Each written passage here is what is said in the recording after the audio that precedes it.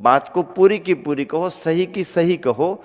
लेकिन यदि अपनी बात जरा खरी खरी है तो खरी खरी थोड़ी सी अखर अखर जाती है, तो खरी खरी कहना भी है तो उस कड़वाहट को, खरी खरी को थोड़ी सी शुगर कोटेड कर दो। शुगर कोटेड करने में कोई तत्व घटा नहीं है, बल्कि आसानी से अंदर चला जाएगा। ऐसा भाव लेकर के बात पूरी भी हो गई, पर उस पर ऐसा लगा दिया है कि वो तुरंत कड़वी नहीं लगेगी और अंदर जाएगी तो असर पूरा का पूरा कर जाएगी। इसको कहते हैं भाषा समिति। हित मित और प्रियपने का भाव रख करके अपनी वार्ता करना, अपना विचार रखना। ऐसे समझ लीजिए चारित्र के आचार में 5 महावृत और 5 समितियों के साथ 3 गुप्तियां भी होती हैं। गुप्ती की चर्चा अलग से कर लेंगे। अब इसमें चरित्राचार के बाद तप और वीर्य, तप की चर्चा हो चुकी है। 12 प्रकार के तपों को तपना, एक तरह से ये तपाचार होगा। और वीर्याचार का मतलब है अपनी सामर्थ्य को ना छिपाते हुए, बल्कि अपनी सामर्थ्य को उत्साह से उद्घाटित करते हुए इन सभी कार्यों को करने में अग्रसर होना, आलस नहीं दिखाना, प्रमाद नहीं करना, पीछे पीछे नहीं होना, उत्साह से आगे आगे बढ़ना। हाँ, हम भी करेंगे करेंगे, देखो कितना बनता है, करेंगे। ऐसा करते हुए जो भाव प्रकट किया जाता है या जो कार्य किया जाता है वह वीर्याचार की श्रेणी में आता है। ऐसे पंच आचारों से समन्वित कौन होते हैं? पंचाचार समगम आचार्य महाराजों का विशेषण है। और ऐसे आचार्यों के विशेषण में जब हम गुरुवर आचार्य श्री को देखते हैं तो पंचाचार की परिभाषाएं भी उनकी दिनचर्या में स्पष्ट दिखाई देती हैं। 3 गुप्तियां भी सम्मिलित हैं आचार्यों की व्यक्तित्व में। गुप्ती का अर्थ क्या होता? जो हमारे को गोपित करे। गोपित करे का मतलब क्या? जो हमारे को सुरक्षित करे, वो गुप्तियां हैं। महल है, अब महल की सुरक्षा के लिए परकोटा होना, ऊंची ऊंची दीवारें होना। ऊंची ऊंची दीवारों वाला परकोटा नहीं होगा तो महल सुरक्षित कैसे होगा? और जब महल सुरक्षित नहीं होगा तो महल में रहने वाला कैसे सुरक्षित होगा? तो महल और महल में रहने वाले की सुरक्षा के लिए ऊंची ऊंची दीवारों के परकोटे जरूरी होते हैं। ये परकोटे उसकी सुरक्षा के लिए होते हैं। फसल बहुत अच्छी है पर खेत रोड पर है, आने जाने वालों को सुविधा है, जानवरों को भी आने जाने में सुविधा है, तो फसल भी खाने पीने की लगाई है और रोड खुला हुआ है, तो फिर क्या होगा? रखवाला कब तक बैठेगा? जरा भी यहां वहां हुआ, यहां वहां जाएगा सामान, तो क्या करना? फिर लगाओ। क्या लगाओ? बागड़। क्या लगाओ? बागड़ ही कहते ना, बाड़ी। बाड़ी लगाओ। बाड़ी ही बागड़ ही बाड़ी का रूप है। हाँ, बाड़ी लगाओ, कांटेदार लगा दो ताकि कोई भी अंदर ना आ सके। सुरक्षा के लिए बाड़ी, बागड़, तार फेंसिंग क्या कहते हैं? तार फेंसिंग कर दो ताकि कोई अंदर ना आ सके। अब तो पक्की दीवार बना दो, झंझट ही खत्म हो जाए, सुरक्षित हो जाए। ये सभी अंदर के मूल तत्व को सुरक्षित करने के लिए हैं। ऐसे ही हमारे व्रतों को, हमारी दिनचर्या को सुरक्षित करने के लिए, आत्म तत्व को सुरक्षित करने के लिए गुप्तियां हैं। गुप्तियां 3 होती हैं, मन गुप्ती, वचन गुप्ती और काय गुप्ती। मन की 3 शक्तियां हैं। इन शक्तियों पर अपना यदि नियंत्रण है तो हम राजा हैं, और इन शक्तियों के अधीन हो गए तो हम गुलाम हो गए। राजा और गुलाम कौन है? कोई अलग अलग हैं क्या? नहीं, शक्तियों के आप अधीन हो गए तो आप गुलाम हो गए, और शक्तियों पर आपका कंट्रोल बना रहा तो आप मालिक हो गए, आप राजा हो गए। शक्तियां अपने पास हैं, वचन अपने पास हैं, पर हम जैसा बोलना चाहेंगे वैसे ही वचन निकलेंगे, आप मालिक हो गए।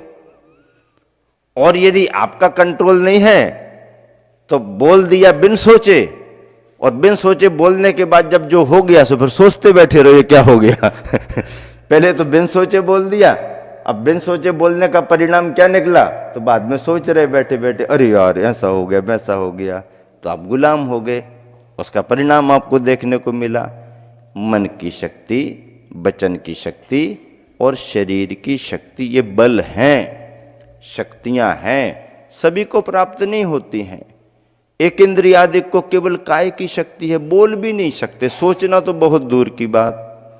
अब पुण्य योग से मान लीजिए एक इंद्रिय दो इंद्रिय में आ गया, त्रस में आ गया, तो काय बल शरीर की शक्ति के साथ उसको वचन बल भी मिल गया। अब केवल आवाज निकाल पाएगा, ध्वनि कर पाएगा, लेकिन अक्षर वगैरह निकाल पाए कोई जरूरी नहीं है। तो ऐसे करके उसको वचन वर्गना आ गई, वचन की शक्ति मिल गई। और बढ़ते बढ़ते बढ़ते बढ़ते मान लीजिए पंचेंद्री पना पा लिया, फिर मन भी आ गया, तो संगी पंचेंद्री पने में मन की शक्ति भी उसको मिल गई। सारी शक्तियों में सबसे बड़ी मन की शक्ति ही है, और मन की शक्ति के अनुसार ही वचन और काय की शक्तियां प्राय करके काम करती हैं। मन तो सब पर असवार है, मन पर कोई आज तक सवार नहीं हो सका। मन मालिक है, मन कमांडर है, इंद्रियां कुछ नहीं करती हैं। इंद्रियां तो मन ने जो इशारा किया, मन ने जो निर्देश दिए उसके अनुसार काम करने को इंद्रियां परतंत्र होती हैं। मन ही निर्णय करता है, मन ही भाव करता है, मन की ही इच्छा इंद्रियों पर चलती है, इसलिए मन मालिक माना गया है, मन कमांडर है। तो ऐसे मन पर कोई सवार नहीं हो सका, मन सब पर सवार है। ऐसी मन की शक्ति को यदि आपने पहचान लिया तो फिर मन के हारे हार है, और मन के जीते जीत, पार ब्रह्म को पाइए मन की ही प्रतीति। मन की ही शक्ति से, मन को ही पहचान करके हम अपने परम ब्रह्म आत्म तत्व को प्राप्त कर सकते हैं। इस तरह से आचार्यों के व्यक्तित्व में जो समाविष्ट 36 मूल गुण माने गए हैं, 12 तप, 10 धर्मजुत, पालें पंचाचार, षड आवश्यक, गुप्तित्रय, ये 36 प्रकार के मूल गुणों की चर्चा जो आचार्यों के गुणों में सम्मिलित है, उनके संदर्भों को रखा। संदर्भ इसलिए रखना जरूरी था कि हम अपने गुरुवर आचार्य श्री के व्यक्तित्व कृतित्व को लेकर के तो चल रहे हैं, उनकी जीवन यात्रा को तो आगे बढ़ा रहे हैं, लेकिन आचार्य विद्यासागर जी एक आचार्य पद पर आसीन हैं, तो उस पद पर उनके गुणों में क्या क्या कैसे कैसे गुण शास्त्रों में आए हैं, उनकी चर्चा भी इस प्रवचन माला में बीच बीच में होनी चाहिए, ताकि आचार्यों के शास्त्रीय व्यक्तित्व का परिचय हो, और शास्त्रीय व्यक्तित्व से जुड़ करके आचार्य श्री के जीवन की क्या क्या विशेषताएं रहीं, उनके जीवन यात्रा में कौन कौन से वृत्तांत घटित कब कैसे हुए हैं, उनकी चर्चा चली रही है। अगले क्रम में आपको बताएंगे कि आचार्य श्री अपनी जीवन यात्रा को बढ़ाते हुए कहाँ कहाँ कैसे कैसे आगे बढ़े और क्या क्या हुआ। इन सबको सिलसिलेवार सन और संवत के हिसाब से, गर्मी वर्षात और शीतकाल के हिसाब से जो जो जितना जितना ख्याल में आता जाएगा और प्रासंगिक लगेगा, उस सबको आपके बीच में रखेंगे। अभी समय आपका हो गया है, इसलिए विराम दे रहा हूँ। महावीर भगवान की। सन 2003 का वर्ष प्रारंभ हो चुका था। गुरुवर आचार्य श्री के श्री चरणों की वंदना का सुअवसर भी हम लोगों को सिद्ध क्षेत्र कुंडलपुर जी में ग्रीष्म काल में मिला था।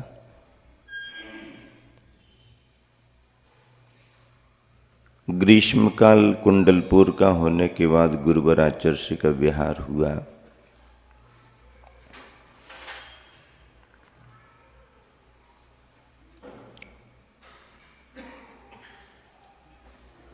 कुंडलपुर के निकट ही छोटे छोटे ग्राम ब्यारमा नदी को पार करके हिनौती ग्राम, रैपुरा, रीठी आदि ग्रामों से होकर के गुरुवर आचार्य श्री कटनी में विराजमान हुए। कुछ अल्प प्रवास देकर कटनी वालों को गुरुवर ने आगे विहार करने का तय किया।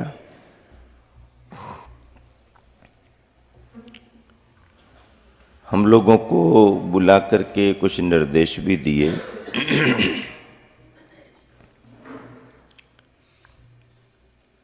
सम्मेद शिखर जी की वंदना हो, ऐसा भाव आचार्य के चरणों में पहले से ही रखा जाता रहा।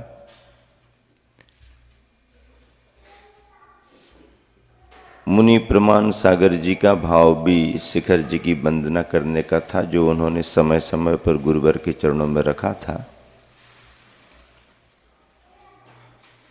आचार्य ने कटनी से विहार किया। हम लोगों को निकट के ही क्षेत्र श्री शांतिनाथ दिगंबर जैन अतिशय क्षेत्र बहोरी बंद में चातुर्मास करने के संकेत दिए और आचार्य अमरकंटक की ओर आगे बढ़े। चातुर्मास आचार्य श्री का सर्वोदय तीर्थ अमरकंटक में इस वर्ष स्थापित हुआ। एक उद्देश्य को लेकर के आचार्य चतुर्मास करते हैं। चतुर्मास करने में आचार्य का जहाँ उद्देश्य अपने स्वाध्याय और साधना का रहता है, वहीं पर उस स्थान पर यदि कोई धार्मिक विरासत बढ़ने का कमेटी का या समाज का कोई भाव होता है, तो उसे भी गुरुवर आचार्य श्री का आशीर्वाद प्राप्त होता है। और ऐसे ही चतुर्मास करते करते अनेक क्षेत्रों की श्री वृद्धि हुई। मंदिर और मूर्तियों में संवर्धन हुआ। जिन क्षेत्रों पर यात्री ही नहीं पहुंच पाते थे, क्षेत्रों पर आय के साधन कम थे, आय के साधन कम होने से क्षेत्र का विकास भी नहीं था, ऐसे क्षेत्रों पर चतुर्मास करने से या शीतकाल ग्रीष्मकाल करने से क्षेत्रों का विकास भी बहुत हुआ है।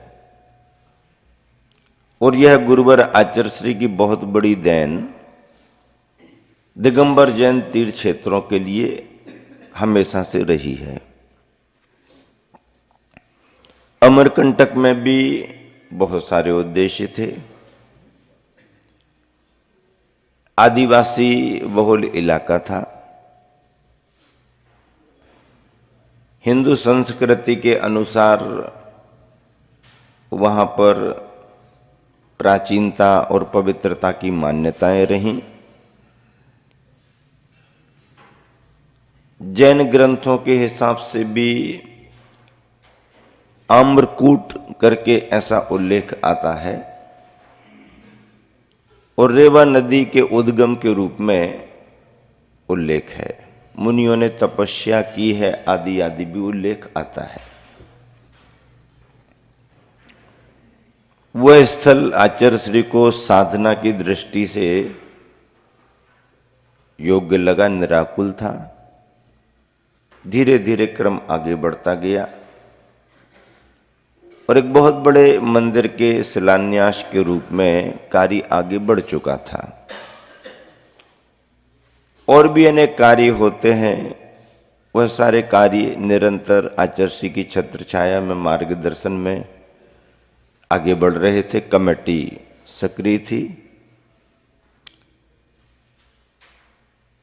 चातुर्मास भी अन्य जगहों की अपेक्षा अमरकंटक का विशेष याद इसलिए किया जाता है कि वैसे भी हिल स्टेशन होने से गर्मी में भी ज्यादा असर गर्मी का नहीं पड़ता। सर्दियों में तो कहना ही क्या, मौसम की सर्दी तो सर्दी रहती ही थी, उस इलाके की सर्दी भी अपने आप में असर डालती है। वर्षांत के दिनों में धूप कभी दिख जाए तो लोग बहुत खुश हो जाते, क्योंकि कपड़े ही सुखाने को जगह नहीं, सूखने जैसा वातावरण ही नहीं। फिर भी चतुर्मास हुए चतुर्मास बहुत सारे और प्रभावना पूर्वक संपन्न हुए।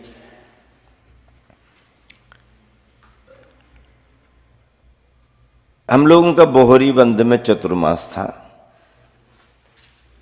शांतिनाथ भगवान के श्री चरणों में स्वाध्याय साधना निरंतर आगे बढ़ती रही।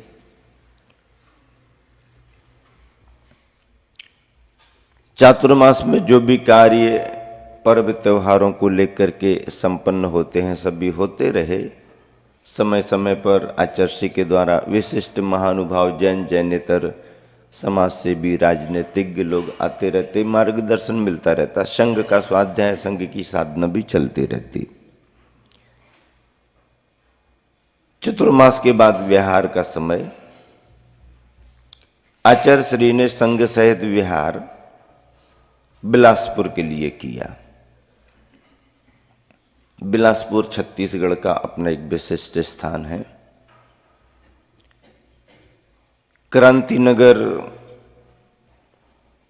मंदिर अपने आप में नवनिर्मित होने के कारण प्रसिद्ध हुआ है।